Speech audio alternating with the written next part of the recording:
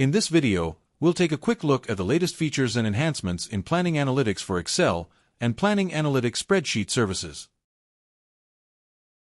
Universal Reports now support cell annotations. To add one, simply right-click on a cell and select the annotation option, as shown in the video.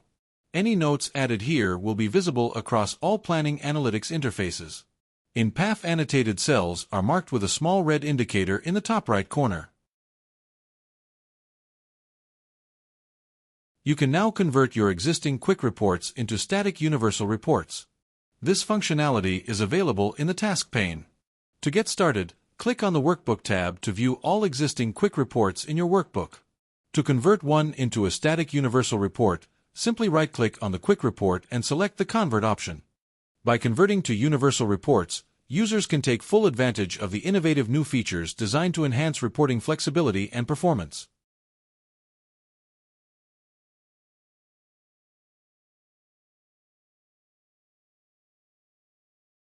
The report shown here is a static universal report, combining data from two cubes, native Excel calculations, and a complex multidimensional structure.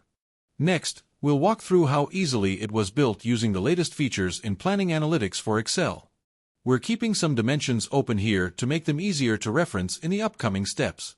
We're now opening a view from the Income Statement cube to set up the foundation for our report. We'll place the Accounts dimension on the rows and the Version dimension on the columns. This layout forms the base of our variance report. From this view, we'll create a static universal report and begin enhancing it with additional complexity. We'll start by using the column gutter to add new columns. As shown in the video, we're adding another actual and budget column to the report. Next, we'll add a simple Excel formula to calculate the previous year based on the slicer selection.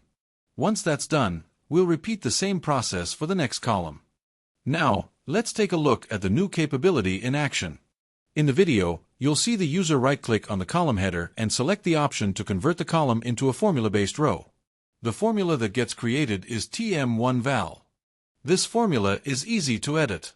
In the next step, you'll see the user use drag and drop to update the formula so it references the year in the column, rather than the year selected in the slicer section. Now, we'll copy the formula down the rest of the column so each cell can reference the new year accordingly. Next, we'll repeat the same steps for the second column, allowing the second budget column to display values from the previous year.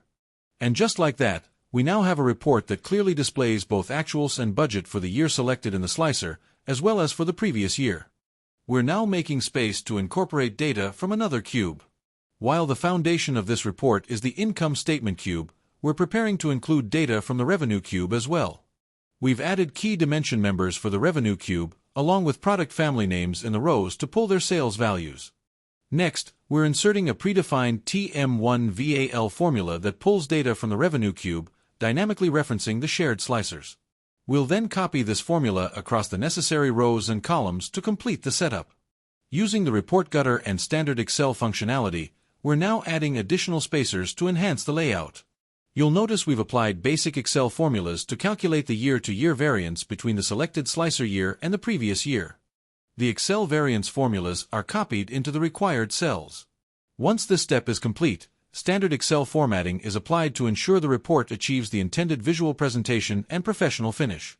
To finalize the report, traffic light indicators are applied to the variance columns using Excel's built-in conditional formatting tools. The report is then saved and published, generating a web sheet for easy online access and sharing.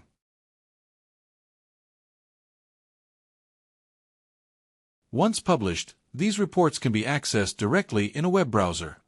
They function just as they did previously in Excel.